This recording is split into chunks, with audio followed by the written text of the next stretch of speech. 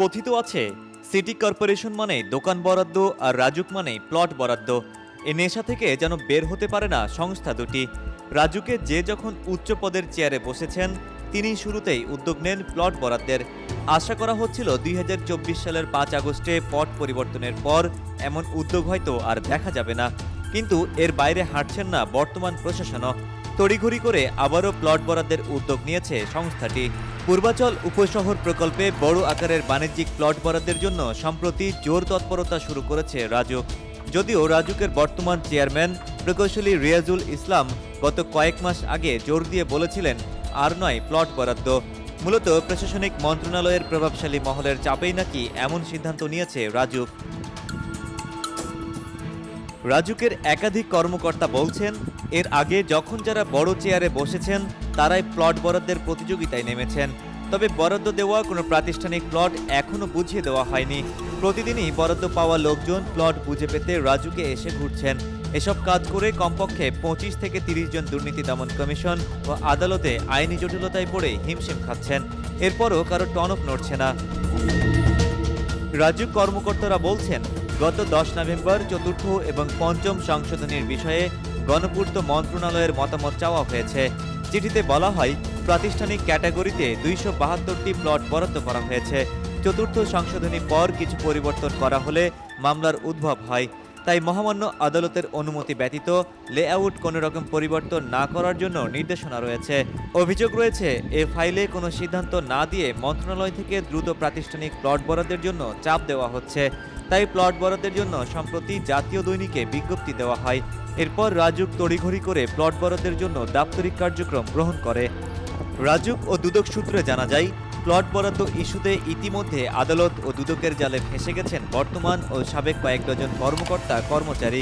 বিষয়টি নিয়ে রাজুকের রীতিমতো দুদক আতঙ্ক দেখা দিয়েছে। কিছু কর্মকর্তাকে বলতে শোনা যায়, রাজুকের চাকরি ছাড়তে পারলেই বাঁচি।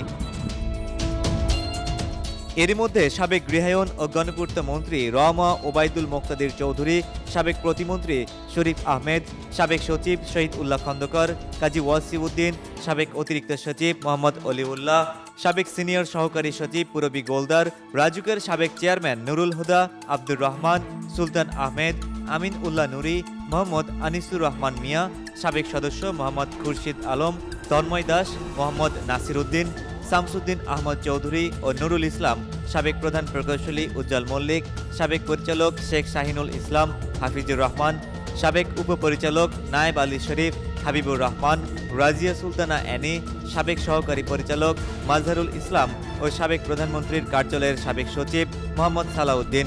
ইতিমধ্যে তাদের কাউকে আদালত সাজা দিয়েছেন, কারো বিরুদ্ধে সংশ্লিষ্ট দপ্তরে তদন্ত চলমান রয়েছে। দিন দিন এ তালিকা দীর্ঘ হচ্ছে। রাজুক সূত্র জানায়, ১৯৯৫ সালের জুলাই মাসে নারায়ণগঞ্জের রূপগঞ্জ ও গাজীপুরের কালীগঞ্জের ৬,১৫০ একর জমিতে বাস্তবায়ন শুরু হয় পূর্বাচল নতুন শহর প্রকল্প। ৩ দফা সময় বাড়িয়ে ২০১০ সালের মধ্যে পুরো প্রকল্পের কাজ শেষ করার কথা ছিল। এরপর আরও ২ দফা সময় বাড়িয়ে ২০২৫ সালের ডিসেম্বরে সময়সীমা নির্ধারণ করা হয়। সেটিও সম্ভব না হলে ২০২০ সালের জুন পর্যন্ত সময় নির্ধারণ করে এক পর্যায়ে ২০২১ সালের জুনে শেষ করার কথা বলা হয়। সে সময় আবারও ১ বছর বাড়ানো হয়। সে অনুযায়ী ২০২২ সালের জুনে কাজ শেষ করার কথা ছিল। এতেও ব্যর্থ হয়ে কয়েক দফায় সময় বাড়িয়ে নেয় কর্তৃপক্ষ।